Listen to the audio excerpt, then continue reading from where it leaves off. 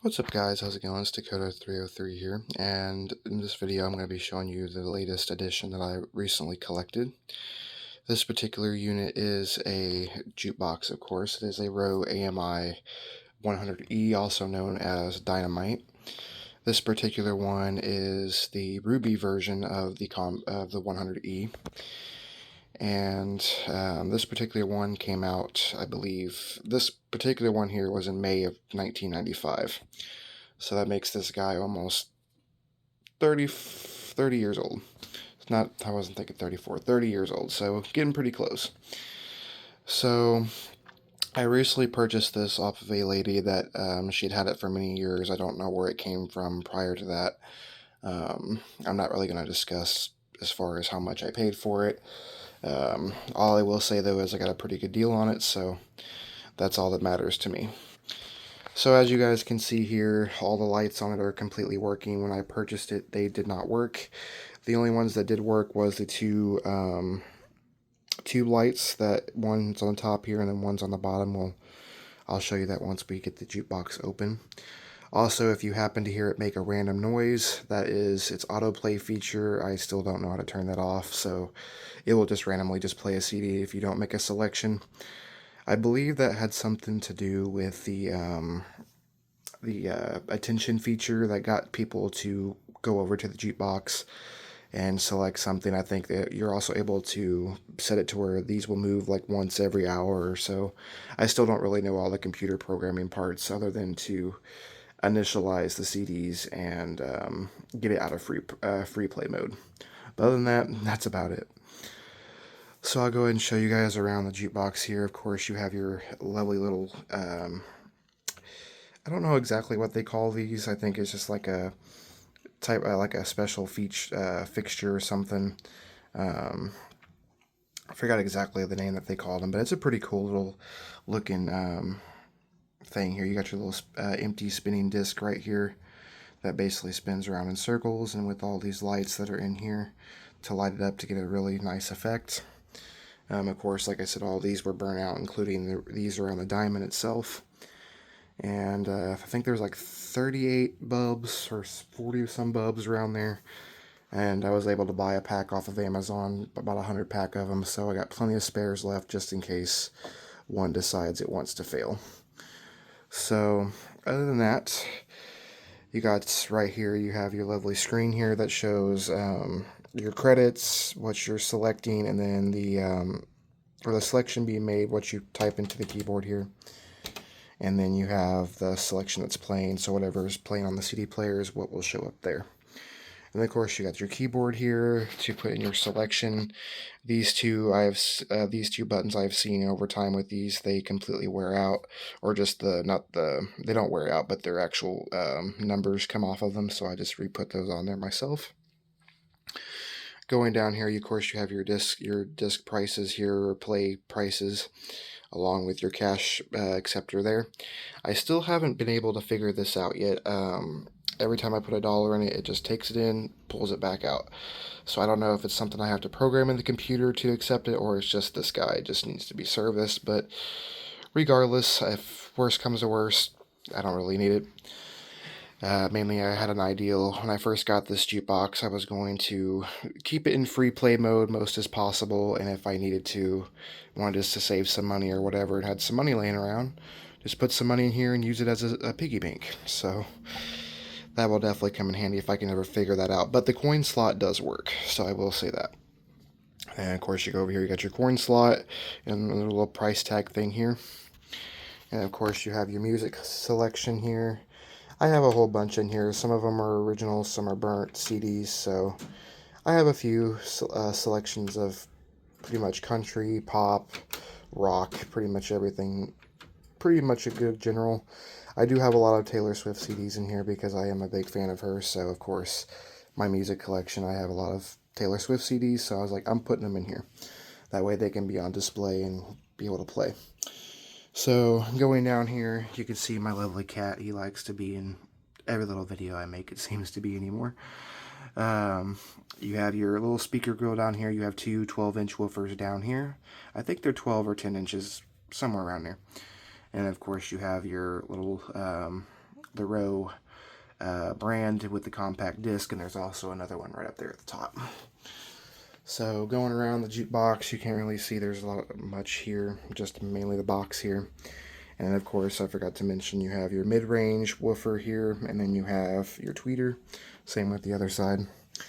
And then also down here you have your little key mechanism that turns, and that's how you open the jukebox. So I'm going to go and open it up for you guys to go ahead and show the insides. I'm going to go and put you all down for a second so I can get this little piece here on the hydraulic lift here.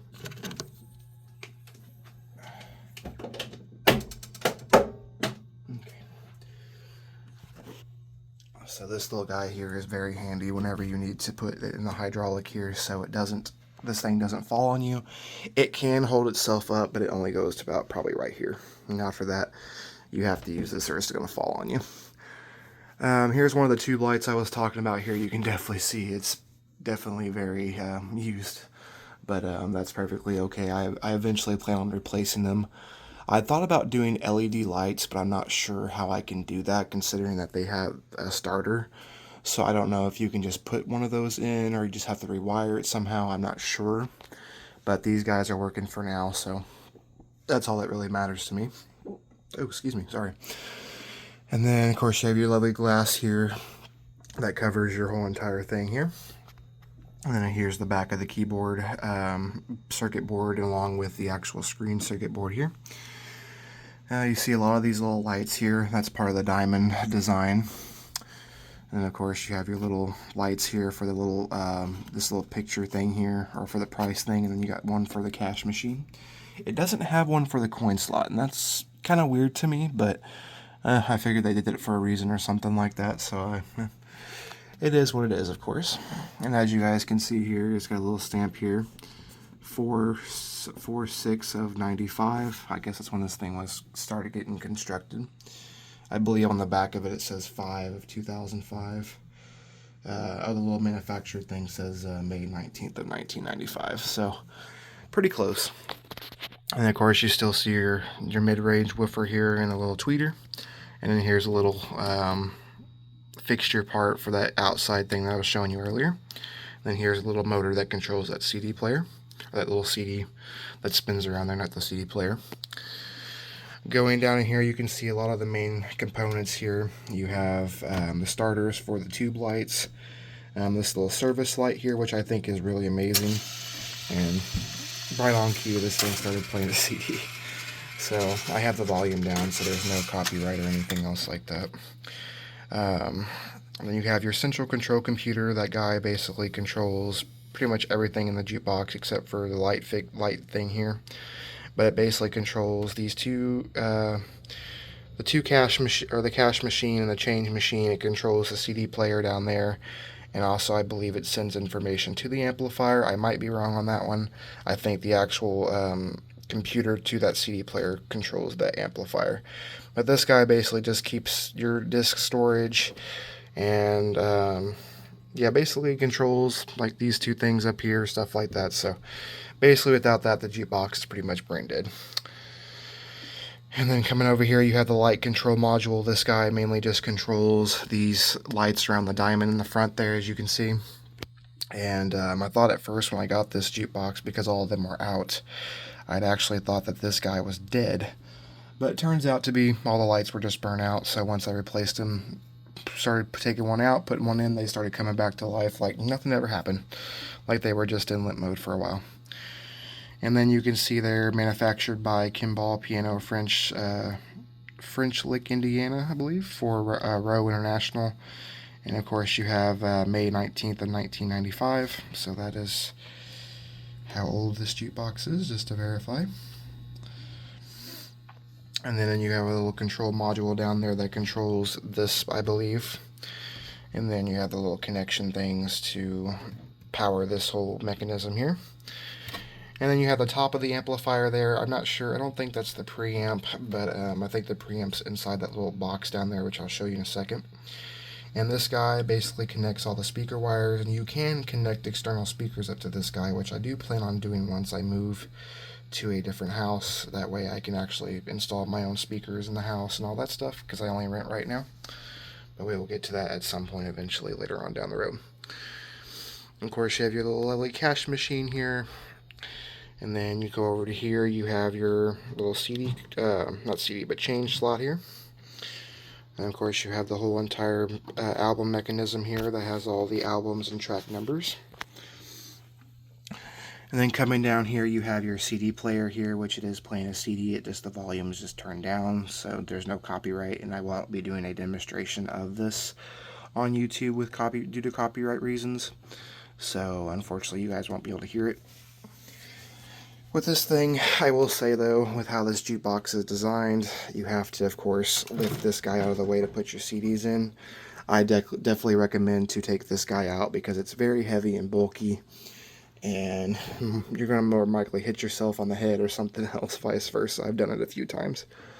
So I always take this guy out when I'm loading a bunch of CDs.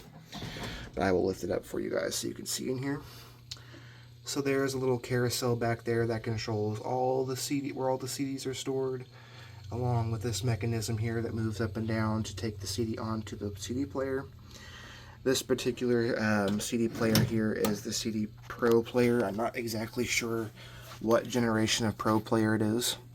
This original jukebox, when it came out, it did not come with a CD Pro player. I think it was a CDM4 player by Philips, and someone eventually upgraded it, so this has a nice player. The only thing I have noticed with this jukebox whenever I first got it was some of these CDs make a scraping sound.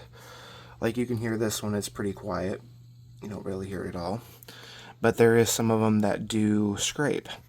And of course I joined a group for Rowe Jukebox, not Rowe. For Rowe Jukeboxes, and the guy told me something with the actual mechanism that spins needs to be readjusted, and that you can do it yourself, but it's very complex, and I don't really know nothing about it, so I'm going to send this Pro player here into him once I get some extra cash and get it professionally refurbished, so that way it's all working and it's not scraping the CDs like it's doing. Because some of them, they have a little lip on them, and it causes it to scrape the bottom of this player. So it's basically just scraping the CD, basically, but it's not scraping where the data is. So that's got very lucky with that one, but definitely want to get it taken care of at some point. But for now, she plays, so that's all that really matters here. And then the only thing I did notice about this too when I've got it is these two things don't work. So this little money one thing here is for how much money you've made for each CD you've played, and this one is how many times that it's been played without money. I think that's how that exactly works.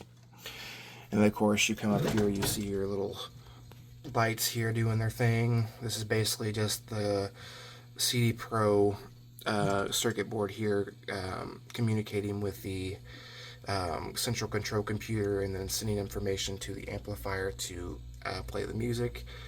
And of course you have your little scan thing here that's doing its thing, and then you can see how it kind of works.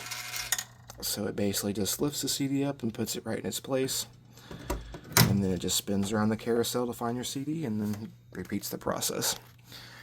And then of course you have down here, you have a lot of crazy components that are kind of scary looking if you're not sure what you're doing.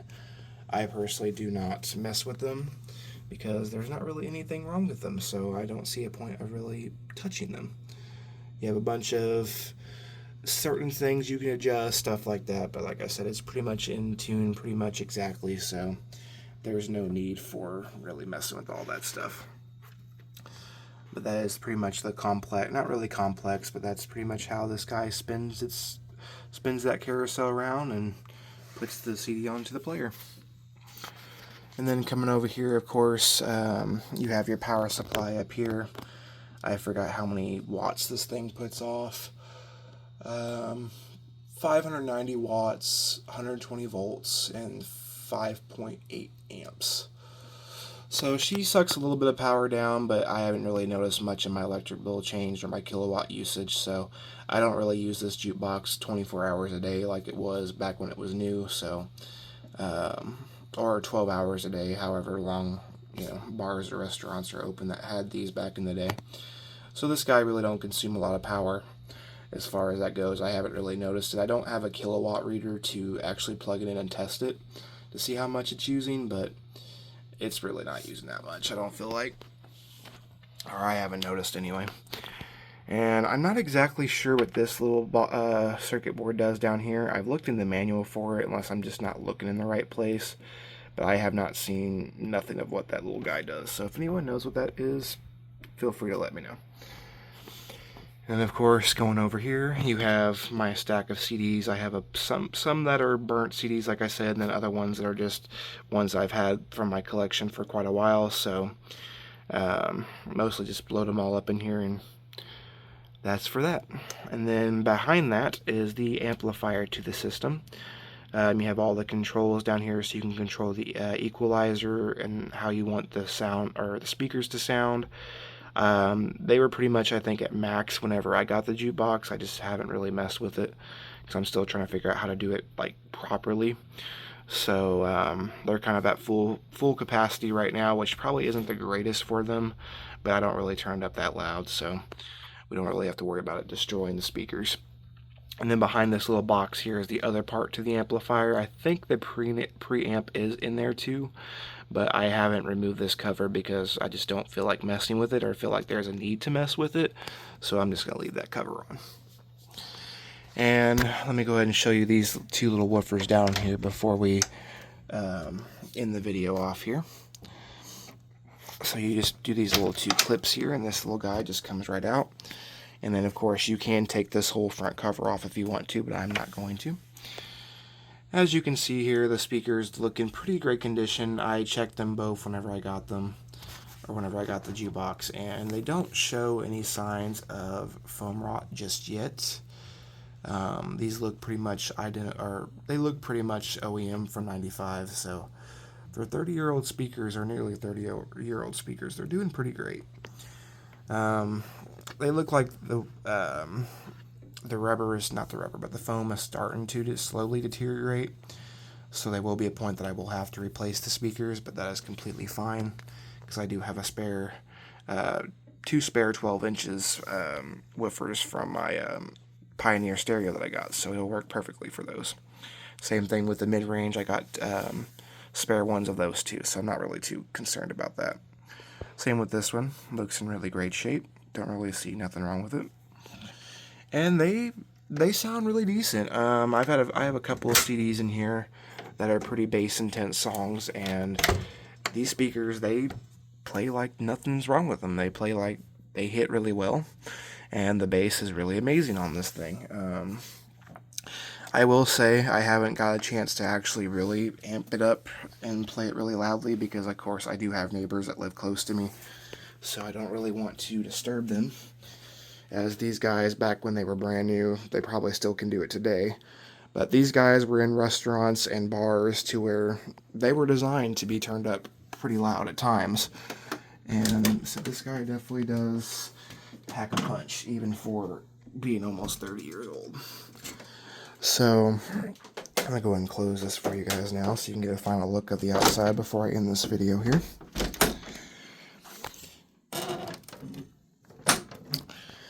But she is definitely a very nice jukebox. I cannot complain, especially for the price that I gave for it. And it's definitely cool seeing that these guys are still around. I know they're not in a lot of restaurants or bars anymore because a lot of them have now transferred into digital jukeboxes, which I'm completely okay with. I mean, I know the generations is moving on. CDs are becoming outdated. And of course, these mechanisms, they were really, they were really reliable back in the day.